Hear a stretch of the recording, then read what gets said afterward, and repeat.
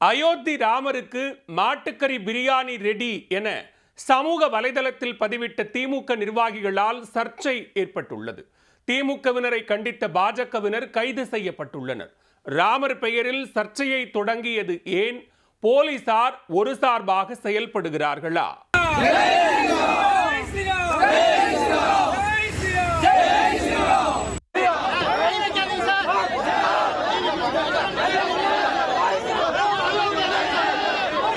உத்தரப்பிரதேச மாநிலம் அயோத்தியில் கட்டப்பட்ட ராமர் கோவிலில் கும்பாபிஷேகம் வெகு சிறப்பாக நடைபெற்றது.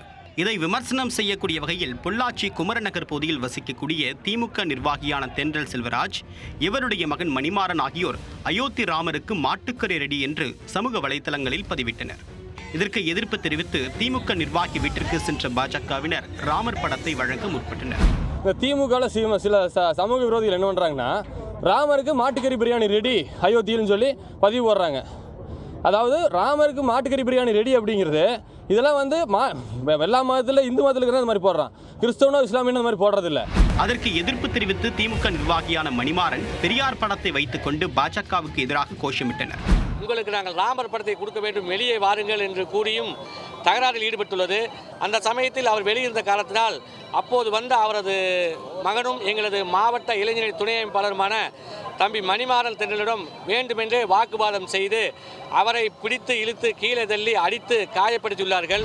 அப்போது இருதரப்புக்கும் இடையே மோதல் ஏற்பட அந்த இடமே கலேபரமானது. போலீசார் இருதரப்பையும் தடுத்து நிறுத்தி பாஜக நகர தலைவர் பரமகுரு உட்பட 11 பேரை கைது செய்து கோவை மத்திய சிறையில் அடைத்தனர். கைது செய்யப்பட்ட பாஜகவினரை விடுதலை செய்ய வேண்டும் என்றும், ராமருக்கு மாட்டுக்கறி பிரியாணி ரெடி என்று சமூக வலைதளங்களில் பதிவிட்ட திமுக நிர்வாகி மீது வழக்கு பதிவு செய்து சிறையில் அடைக்க வேண்டும் என்றும் பாஜகவினர் கோரிக்கை வைத்தனர். இதை வலியுறுத்தி பாஜக மாவட்ட தலைவர் வசந்த ராஜன் தலைமையில் ஏராளமான பாஜகவினர் நள்ளிரவில் பொள்ளாச்சி மேற்கு காவல் நிலையத்தை முற்றுகையிட்டு சாலை மறியல் போராட்டத்தில் ஈடுபட்டனர்.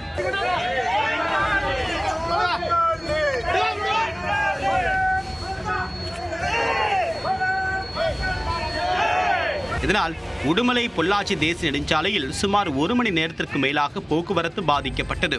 சாலை மறியல் போராட்டத்தை தடுத்த போலீசாருக்கும் பாஜகவினருக்கும் இடையே தள்ளுமுள்ளு மற்றும் பெரும் வாக்குவாதமும் ஏற்பட்டது.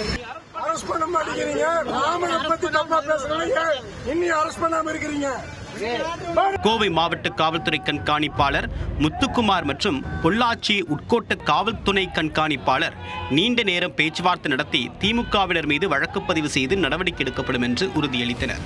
அந்த பகுதியில் தொடர்ந்து பதற்றமான சூழ்நிலை நிலவுவதால் ஏராளமான போலீசார் குவிக்கப்பட்டு பாதுகாப்பு பணியில் ஈடுபட்டு வருகின்றனர்.